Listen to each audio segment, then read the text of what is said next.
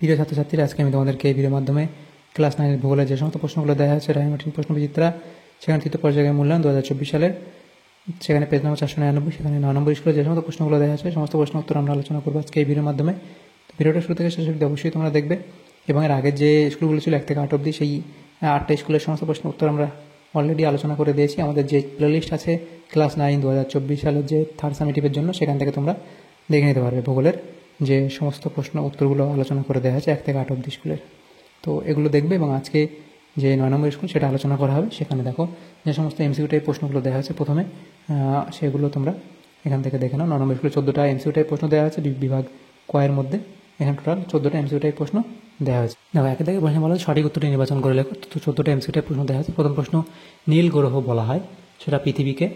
পৃথিবীর অনুসূর অবস্থান, পৃথিবীর অনুসূর অবস্থান দেখা যায় সেটা হবে, এটা হবে 3 জানুয়ারি, অপশান সি। তারপরে প্রশ্ন বলা আছে নিশীথ সূর্যের দেশ নামে পরিচিত, সেটা হলো কি নরওয়ে। উত্তরায়ণ শেষ হয় কত তারিখে? তো উত্তরায়ণ শেষ হয় এখানে তোমাদের হবে 21 জুন, অপশান সি। সর্বনিম্ন অক্ষাংশের মান হলো, এটা হবে 0 ডিগ্রি। তারপরে পৃথিবীর ছাদ বলা হয় যে মালভূমিকে, তা হলো, এটা হবে পামির মালভূমি, অপশান বি। তারপরে প্রশ্ন, মৃত্তিকা সৃষ্টির প্রাথমিক পর্যায়ে সৃষ্ট ক্ষয়জাত পদার্থ হলো রেগোলিথ, অপশান সি। এরপরের যে প্রশ্ন আছে দেখো, শিলাস্তরে ভাঁজ পড়ে তৈরি হয়, সেটা হবে স্তূপ পর্বত। পৃথিবীর কোন দেশ ভূমিকম্পের দেশ নামে পরিচিত? তো সেটা হবে অপশান সি, অর্থাৎ জাপান। একটি অপুনর্ভব সম্পদ হলো এখানে বায়ু, সূর্যালোক, জোয়ার ভাটা এবং খনিজ তেল। তো এখান থেকে তোমাদের যেটা সঠিক উত্তর হবে অপশান ডি, অর্থাৎ খনিজ তেল। তারপরে প্রশ্ন, একটি প্রচলিত শক্তির উৎস হলো কয়লা, বায়ু শক্তি, নদী স্রোত এবং ভূতাপ শক্তি, অপশান ক, অর্থাৎ কয়লা। তারপরে প্রশ্ন, পশ্চিমবঙ্গের সঙ্গে সীমানা রয়েছে এমন একটি প্রতিবেশী রাষ্ট্র হলো ভুটান, পাকিস্তান, শ্রীলঙ্কা, মায়ানমার। তো অপশান হবে অপশান এ, অর্থাৎ ভুটান। এরপরে প্রশ্ন আছে, আমাদের রাজ্যে ম্যানগ্রোভ অরণ্য দেখা যায়, তো সেটা হবে সুন্দরবনে। তারপরে প্রশ্ন 14 দাগে বলা আছে একটি ক্ষুদ্র স্কেলের মানচিত্র হলো, এটা অপশান ডি, অর্থাৎ অ্যাটলাস মানচিত্র। তো এখানে এই যে এমসিকিউ টাইপ প্রশ্নগুলো ছিল 14টা, সেটা হয়ে গেল। এরপরের যে প্রশ্নগুলো আছে দেখো, এরপরের যে প্রশ্ন এখানে শুদ্ধ অশুদ্ধ নির্ণয় করতে বলা হয়েছে আমাদের বিভাগ ক্ষয়ের মধ্যে। দেখো এখানে বলা হয়েছে শুদ্ধ অশুদ্ধ নির্ণয় কর, 22টা প্রশ্ন দেওয়া আছে, প্রত্যেকটা প্রশ্ন মানে 1। 2 থেকে বলা হয়েছে নির্দেশ অনুসারে নিম্নলিখিত প্রশ্নের উত্তর দাও। 2 এ নিচের বিবৃতিগুলি ঠিক হলে পাশে সু এবং অশুদ্ধ হলে পাশে অলেখ। প্রথম প্রশ্ন, সূর্যের সবচেয়ে কাছের গ্রহ হলো শুক্র, পৃথিবীর সবচেয়ে কাছের গ্রহ হলো শুক্র, এটা হবে, এটা ভুল হবে। এরপরে প্রশ্ন, পৃথিবীর কক্ষপথের আকৃতি উপবৃত্তাকার, এটা সঠিক হবে। ভারতবর্ষ দক্ষিণ গোলার্ধে অবস্থিত, এটা ভুল। খনিজ তেলকে তরল সোনা বলা হয়, এটা সঠিক। এরপরে আছে সুন্দরবনের নদীগুলিতে খাঁড়ি দেখা যায়, এটাও এখানে সঠিক হবে। তারপরে প্রশ্ন, রানীগঞ্জ ও আসানসোল এ খনিজ তেল পাওয়া যায়, এটা এখানে ভুল।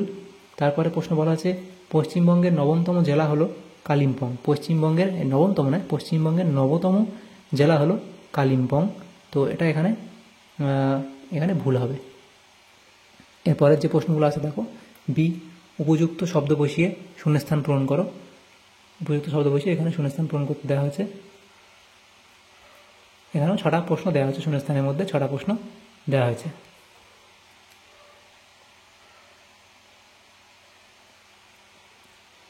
আগে থেকে বলা আছে পৃথিবীর আকার ড্যাশ গোলকের মতো, পৃথিবীর আকার অভিগত গোলকের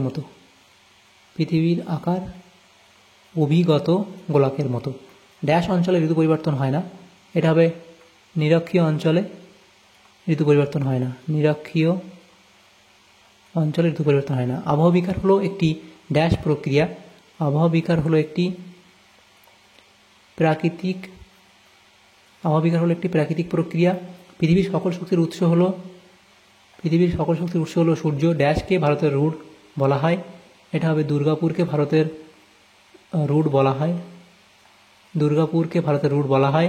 ড্যাশকে পশ্চিমবঙ্গের শস্য ভাণ্ডার বলা হয়, এটা হবে, এখানে লিখবে কি যে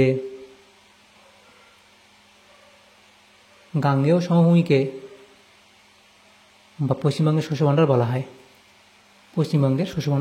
জিপিএসের পুরো নাম কি? জিপিএসের পুরো নাম হলো গ্লোবাল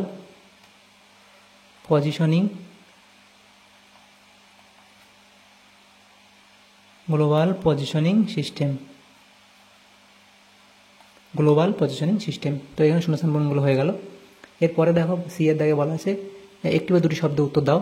প্রথম প্রশ্ন, সৌরজগতের সবচেয়ে বড় গ্রহ কোনটি? সৌরজগতের সবচেয়ে বড় গ্রহ হলো এটা বৃহস্পতি। সৌরজগতের সবচেয়ে বড় গ্রহ হলো বৃহস্পতি। দ্বিতীয় প্রশ্ন বলা আছে আন্তর্জাতিক তারিখ রেখাকে কোন দ্রাঘিমা আন্তর্জাতিক তারিখ রেখা কোন দ্রাঘিমা রেখাকে অনুসরণ করে টানা হয়েছে? এটা হবে 180 ডিগ্রি দ্রাঘিমা 180 ডিগ্রি দ্রাঘিমা রেখাকে অনুসরণ করে টানা হয়েছে। ভারতের একটি স্তূপ পর্বতের নাম লেখো। ভারতের একটি স্তূপ পর্বত হলো নীলগিরি পর্বত।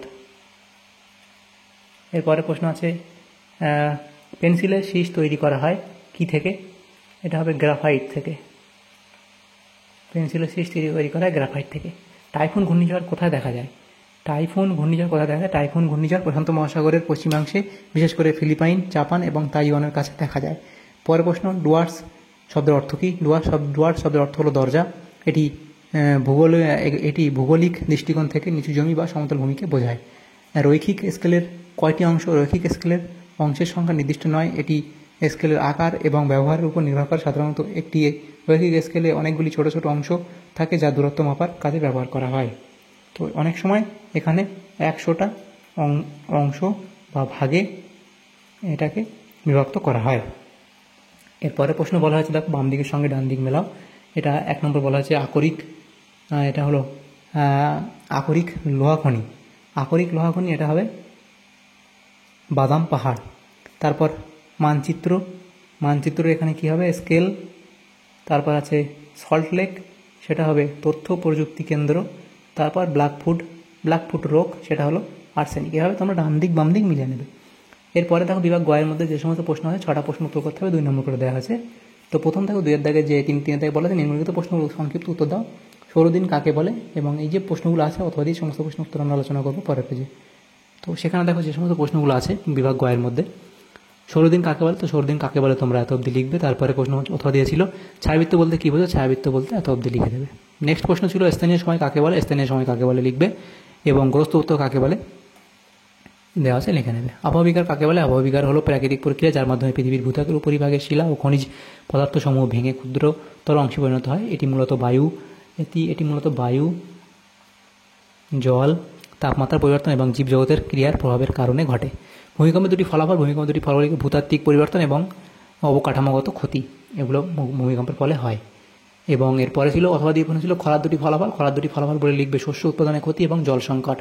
সম্পদ কাকে বলে? সম্পদ তোমরা এত দিয়ে লিখতে পারো।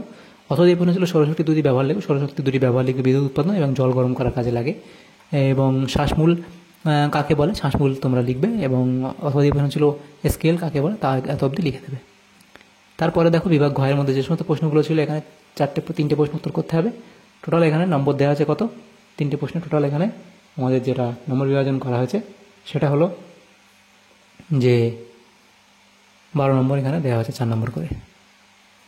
এই 4টে প্রশ্ন 3 নম্বর করে 12 নম্বর দেওয়া হয়েছে। তো প্রথম জায়গা যে প্রশ্নগুলো এখানে আছে ঘয়ের দাগে অক্ষরেখার 3টি বৈশিষ্ট্য লেখো। অক্ষরেখার 3টি বৈশিষ্ট্য তোমরা লিখবে। অক্ষরেখার 3টি বৈশিষ্ট্য হলো পূর্ব থেকে পশ্চিমে বিস্তৃত, সমান্তরাল ও স্থির দূরত্ব, বিশেষ গুরুত্বপূর্ণ রেখা, এটা অবধি 3টে লিখতে পারো। অথবা দিয়ে প্রশ্ন ছিল দ্রাঘিমা রেখা 3টি বৈশিষ্ট্য, উত্তর থেকে দক্ষিণে বিস্তৃত, একটি প্রধান দ্রাঘিমা রেখা এবং দূরত্ব পরিবর্তনশীল, এগুলো লিখবে। অথবা 2 দাগের প্রশ্ন ছিল আবর্তন ও পরিক্রমণ গতি 3টি পার্থক্য লেখো। দেখো আবর্তন গতি অক্ষর মধ্যে বিষয় লিখবে, অক্ষ সেখানে আবর্তন গতির এখানে এটা লিখবে, পরিক্রমণ লিখে এটা লিখবে। দ্বিতীয় পার্থক্য দেখো সময়কালে এখানে এটা লিখতে পারো আবর্তন পরিক্রমণ, এবং ফলাফলের ক্ষেত্রে আবর্তন পরিক্রমণ তোমরা এটা আমরা এভাবে লিখেছি, তোমরা সেটা ছকের মাধ্যমে যে 3টে বিষয় লিখবে অক্ষ, সময়কাল এবং ফলাফলের মাধ্যমে এই 3টের পার্থক্য তোমরা আলাদা আলাদা করে লিখে নেবে ছকের মাধ্যমে। অথবা দিয়ে যে প্রশ্ন ছিল আগ্নেয় পর্বতের 3টি বৈশিষ্ট্য লেখো। আগ্নেয় পর্বতের 3টি বৈশিষ্ট্য লাভা নির্গমন, বিস্ফোরক প্রকৃতি এবং বিশ্বব্যাপী অবস্থান। দুর্যোগ ও বিপর্যয় 3টি পার্থক্য লেখো। দুর্যোগ ঘটনার প্রকৃতি, সেখানে দুর্যোগ কী, বিপর্যয় কী, প্রভাবের পরিধির, সেখানে দুর্যোগ কী, বিপর্যয় কী, এবং পরিচালন, সেখানে দুর্যোগ বিপর্যয় 3টে পার্থক্য লিখে নেবে। অথবা দিয়ে প্রশ্ন ছিল বিপর্যয় সামাল দিতে কার্যকরী 3টি ব্যবস্থার উল্লেখ করো। যে বিপর্যয় সামাল দিতে কার্যকরী 3টি ব্যবস্থা হলো প্রাক দুর্যোগ প্রস্তুতি, দ্রুত প্রতিক্রিয়া ও উদ্ধার, পুনর্বাসন ও পুনর্গঠন। তো এগুলো লিখবে। এরপরের দেখো যে প্রশ্ন আছে, মৌসুমী বিস্ফোরণ বলতে কী বোঝো? মৌসুমী বিস্ফোরণ বলতে এত অবধি লিখতে পারো। অথবা প্রশ্ন ছিল পশ্চিমবঙ্গের পাট শিল্পে তিনি সমস্যা, কাঁচামালের অভাব, বিকল্প উপকরণের প্রতিযোগিতা, প্রযুক্তির অভাব, পরিবহন ও বাজারজাতকরণের সমস্যা। উহার দাগে ছিল দেখো এখানে বিভাগ 5-এর এ এবং বি ভাগ করা আছে, প্রত্যেকটা প্রশ্ন মান 5 নম্বর করে, দুটো প্রশ্ন উত্তর 10, এখানেও দুটো প্রশ্ন উত্তর করতে হবে, 10 নম্বর দেওয়া আছে। তো প্রথম প্রশ্ন দেখো বলা আছে পৃথিবীর আবর্তন গতির সাপেক্ষে প্রমাণগুলি লেখো। তো দিন রাত্রি সৃষ্টি হয়, তারার আপাত গতি, এটা ফুকোর দোলন এবং উত্তর ও দক্ষিণ মেরুতে রাত্রির দৈর্ঘ্য, এটা হবে কোরিওলিস বল, এটা কয়কা রহস্য হবে এখানে কোরিওলিস বল, এটা দেখো কোরিওলিস এফেক্ট, বিভিন্ন দ্রাঘিমা রেখায় সময়ের পরিবর্তন, বায়ু ও সমুদ্র স্রোত, বস্তুকে উপরে ছুঁড়লে পূর্ব থেকে পূর্ব দিকে সরে যাওয়া, এগুলো উপসংহার এরা লিখবে। তারপরে প্রশ্ন ছিল পৃথিবীতে ঋতু পরিবর্তন হয়, চিত্রসহ লেখো। তো চিত্র এটা তোমরা এটা আঁকবে এবং লিখবে পৃথিবীতে ঋতু পরিবর্তনের কারণ বলে, এগুলো লিখবে। নিচে ঋতু পরিবর্তনের প্রক্রিয়া ব্যাখ্যা করা হলো, আয়নাঙ্ক বা গ্রীষ্মকালীন আয়নকাল, তারপর লিখবে সে শরৎকালীন বিষুব, আয়নাঙ্ক বা শীতকালীন আয়নকাল, বসন্তকালীন বিষুব, চিত্র এবং উপসংহার লিখবে। এরপরে দেখো বলা আছে 3 দাগের প্রশ্ন, ভঙ্গিল পর্বত উৎপত্তি চিত্রসহ ব্যাখ্যা করো। ভঙ্গিল পর্বত উৎপত্তি, সেখানে তোমরা লিখবে ভাঙন বা ফাটল, ভূগর্ভস্থ চাপ, শিলাস্তরের ওঠানামা, পর্বত শৃঙ্গের গঠন, বৈশিষ্ট্য লিখবে প্রাচীন শিলাস্তরের উত্থান, বিভিন্ন স্তরের উঁচু নিচু অঞ্চল এবং অনিয়মিত আকার, এবং তার শেষে তোমরা এই ছবিটা আঁকবে। ভঙ্গিল পর্বতের উদাহরণ দেবে হিমালয় পর্বত, আলপাস পর্বত, রকি পর্বত, এই ছবিটা তোমরা আঁকবে। তারপরে প্রশ্ন ছিল দেখো রাসায়নিক আবহবিকারের প্রক্রিয়াগুলি সংক্ষিপ্ত বিবরণ দাও। অ্যাসিডিক প্রক্রিয়া, যেমন অ্যাসিডিক বৃষ্টি বা অ্যাসিড বৃষ্টি, কার্বনেশন, অক্সিডেশন সেখানে লিখবে, হাইড্রোলাইসিস এবং হাইড্রেশন। রাসায়নিক আবহবিকারের ফলাফল, শিলা ভেঙে চূর্ণ হওয়া, মৃত্তিকা গঠন, ভূদৃশ্যের পরিবর্তন এবং উদাহরণ, চুনাপাথরের গুহা এবং লৌহ জং ইত্যাদি লিখে দেবে। তারপরে প্রশ্ন বিয়ের দাগের ছিল 5 দাগের বি। প্রথম প্রশ্ন ভারতের প্রধান কয়লা উত্তোলন রাজ্যগুলি সম্পর্কে আলোচনা করো। ঝাড়খণ্ডের মধ্যে যেখানে যেখানে কয়লা উত্তোলন হয়। তারপরে এটা হবে ছত্তিশগড়, এটা হবে ছত্তিশগড়। তো এখানে স্পেলিংগুলো প্রত্যেকটা তোমরা ঠিক করে নিও। তো প্রত্যেকটা তোমরা ছত্তিশগড় লিখে নিও, স্পেলিংটা ঠিক করে নিও। মধ্যপ্রদেশ, উত্তরপ্রদেশ, উড়িষ্যা, কয়লা উৎপাদনের সমস্যা, পরিবেশ দূষণ, স্বাস্থ্য সমস্যা এবং ভূমি অবনতি, এই পয়েন্টগুলো এখানে তোমরা লিখবে। তারপরে গচ্ছিত সম্পদ ও প্রভাবমান সম্পদের মধ্যে পার্থক্য লেখো। তো গচ্ছিত সম্পদের সংজ্ঞা উদাহরণ দেবে, বৈশিষ্ট্যের ক্ষেত্রে এই যে এতগুলো পার্থক্য, প্রভাবমান সম্পদের ক্ষেত্রে সংজ্ঞা উদাহরণ এবং বৈশিষ্ট্য লিখবে যে অসীম পরিমাণে পাওয়া যায় এবং এটি সীমিত পরিমাণে পাওয়া যায়, ব্যবহারের পরেও নিরন্তর সৃষ্টি হয়, এর ব্যবহারের ফলে ফিরে পাওয়া যায় না, এগুলো যে পার্থক্য দেয় লিখবে। অথবা তোমরা এভাবে তোমরা এইটুকু লিখতে পারো। এটা তোমরা আলাদা আলাদাভাবে এরকমভাবে লিখে নেবে, অথবা এটাও লিখতে পারো।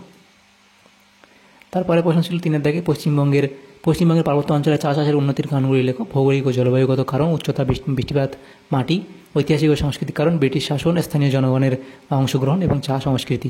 অর্থনৈতিক কারণের মধ্যে লিখবে রপ্তানি, কর্মসংস্থান সৃষ্টি, সরকারি সমর্থন, চা উৎপাদনের উন্নতির জন্য গৃহীত পদক্ষেপ, আধুনিক প্রযুক্তি, গবেষণা ও উন্নয়ন, শিক্ষা ও প্রশিক্ষণ, সহযোগী সমিতি এবং উপসংহার তোমরা লিখবে। তারপরে দেখো 4 দাগে বলা আছে মানচিত্রের ব্যবহার ও গুরুত্বগুলি লেখো। মানচিত্রের ব্যবহার ও গুরুত্ব, মানচিত্রের ব্যবহার লিখবে স্থান নির্ণয়, দিক নির্ণয়, পরিবহন, ভূগোল শিক্ষা, পর্যটন, সামরিক ক্ষেত্রে এবং শিল্প বাণিজ্য, আবহাওয়া বিদ্যায়। তারপর মানচিত্রের গুরুত্ব, এগুলো তোমরা পরপর পয়েন্ট করে লিখবে এবং বিভিন্ন ধরনের মানচিত্র, ভৌগোলিক মানচিত্র, রাজনৈতিক মানচিত্র, আবহাওয়া মানচিত্র, বিষয়ভিত্তিক মানচিত্র এবং উপসংহার লিখে দেবে। তাহলে এখানে দেখো যে সমস্ত প্রশ্নগুলো ছিল আমরা সমস্ত প্রশ্ন উত্তর আমরা আলোচনা করে দিলাম আজকে 9 নম্বর স্কুলে ক্লাস 9-এর ভূগোলের যে সমস্ত প্রশ্নগুলো ছিল সমস্ত প্রশ্ন তো আলোচনা করলাম। তো তোমাদের যদি সামান্যতম উপকার এসে থাকে ভিডিওটা অবশ্যই লাইক করবে, বেশি বেশি করে বন্ধুদের সাথে শেয়ার করবে এবং তোমরা যদি চ্যানেল নতুন থাকে অবশ্যই চ্যানেলকে সাবস্ক্রাইব করে রাখবে পরবর্তী স্কুলের প্রশ্ন উত্তরগুলো পাওয়ার জন্য। Thank you, thanks for watching.